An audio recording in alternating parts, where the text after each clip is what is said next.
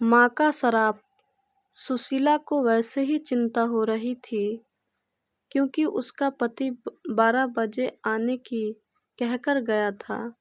अभी तक कार लेकर नहीं आया था। उसका पति मोहन कार ड्राइवर था। सुशीला को अच्छी तरह पता था कि मोहन शराब पीकर कार चलाता है, इसलिए उसकी चिंता जायज़ थी। खौफ के बादल उसके मन में घिरने लगे थे। ऊपर से मुन्ने का लगातार रोना भी उसे और ज्यादा परेशान कर रहा था।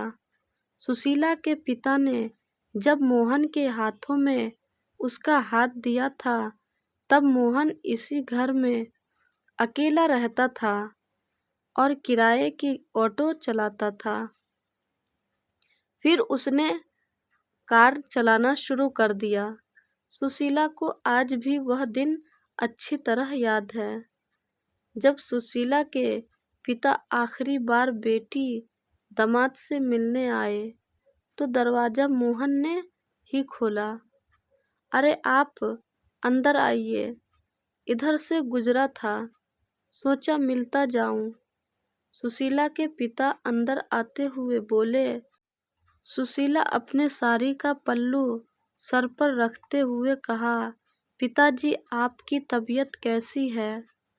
अब मैं ठीक हूँ बेटी। मोहन मेरी एक आखिरी विनती मानोगे? जी बोलिए पिताजी। बेटे ईश्वर की कृपा से तुम अब 2 से 3 होने वाले हो। मैं चाहता हूँ तुम शराब छोड़ दो, नहीं तो तुम्हारे बच्चे पर इसका बुरा असर पड़ सकता है। जी मैं कोशिश करूँगा। मोहन कहा, ठीक है पिताजी, मैं कोशिश करूँगा शराब छोड़ने की अपने बच्चे की खातिर। मोहन पिताजी के साथ बाहर आते हुए बोला। दरवाजे की बेल जोर से बजी। सुशीला का ध्यान भंग हुआ और वह अतीत से बाहर आई। मुन्ना अभी भी रो रहा था। सुशीला ने दरवाजा खोला। दरवाजे पर एक पुलिस को देख वह घबराई। हिम्मत करके पूछा, क्या है भाई?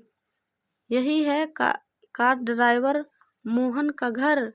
जी यही है, मैं उनकी पत्नी हूँ। सुशीला घबराए स्वर में बोली, आपके पति के कार की एक्सीडेंट हुई है। जब हाईवे पर ड्राइव करते थे तो अधिक नशे के कारण कार से कंट्रोल खो बैठे। उनकी लाश थाने में रखी है। हे भगवान! सुशीला जोर जोर से रोने लगी और हाथों से सर के बाल नोचने लगी। इसके बाद तो सुशीला की जिंदगी की दिनचर्या ही बदल गई। दिन भर बड़े लोगों के घर में चौका बर्तन करने जाती, तब भी मुन्ना उसके साथ ही होता था। गुजरते समय के साथ मुन्ने की परवरिश भी अच्छे ढंग से होने लगी। 22 वर्ष गुजर गए। मुन्ना पढ़कर बैंक मैनेजर सतीश हो गया और सुशीला चौका बर्तन करते करते 60 वर्ष की बुढ़िया नजर आने लगी। आज बरसों बाद सुशीला के मन में उमंगे थी क्योंकि उसका बेटा सतीश शहर से बैंक मैनेजर की डिग्री लेकर आ रहा था। सुशीला ने पूजा की थाली तैयार करके रख ली। बार बार उसकी निगाहें दरवाजे पर जा रही थी। सुशीला की बेचैनी बढ़ती ही जा रही थी। तभी दरवाजे पर साइकिल रुकी और उससे डाकिया उतरकर एक लिफाफा हाथ में लेता हुआ सुशीला की ओर बढ़ाकर बोला, आपकी चिट्ठी। डाकिया चला गया। सुशीला हैरानी से लिफाफा देखती रही, फिर उसे खोलकर एक पत्र निकालकर पढ़ने लगी। लिखा था, माँ जी, मेरा आना भी अभी नहीं हो सका, इसके लिए शर्मिंदा हूँ। मुझे शहर के एक बहुत बड़े बैंक में एक अच्छी नौकरी मिल गई है, साथ ही रहने के लिए फ्लैट और कार भी। माँ, इससे ज़्यादा तुम्हें यह जानकर खुशी होगी कि उनकी लड़की से मेरी मंगनी हो गई है और 10 दिन के बाद शहर के एक शानदार होटल में हमारी शादी है। मैं बाद में तुम्हारी बहू के साथ तुमसे मिलने ज़रूर आऊँगा। कब आऊँगा यह पत्र द्वारा सूचित कर दूँगा।